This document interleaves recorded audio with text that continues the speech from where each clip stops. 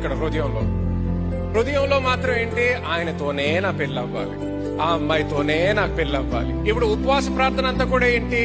దేవుని చిత్తము జరగాలని ఉపవాస ప్రార్థన కాదు. నీ ఉపవాస ప్రార్థన అంతా ఏంటి? ఆ అమ్మాయితో పెళ్ళి అవ్వాలని. 21 days దేని కొరకు? ఆ పెళ్ళి అవ్వాలని. 21 days ఆఫ్ గ్లోరీ అంటున్నాం మనం. దేవుని మహిమ, నీకు మహిమ అంతా ఎక్కడుంది? ఆ పెళ్లిలో ఉంటది. నీ ఆలోచన అంతా ఆ పెళ్లి అయితే అమ్మ దేవుని మహిమ చూసాను నేను ఈరోజు. సో ఒక సైడ్ ఏమో దేవుని చిత్తము జరుగును గాక అంటున్నాము, కానీ ఇంకొక సైడ్ ఏంటి?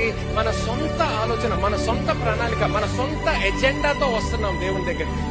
అలాంటి ఎజెండాతో వచ్చావనుకోండి, అలాంటి నీ సొంత ఆలోచనలతో వచ్చావనుకోండి, నీ ఆలోచనలు ఎప్పుడు కూడా దేవుని ప్రణాళికకి అనుకూలంగా ఉండవు.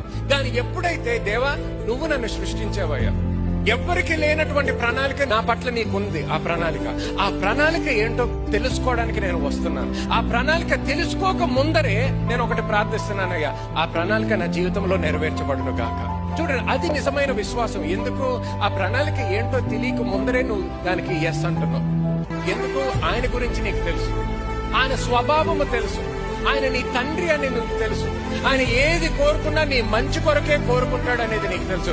ఏ ప్రణాళిక ఉన్నా, నిన్ను ఎక్కడికి పంపించినా, ఆఫ్రికాలో ఒక అడవికి పంపించినా నీ మంచి కొరకు పంపిస్తున్నాడు అనేది నీకు తెలుసు. హల్లెలూయా.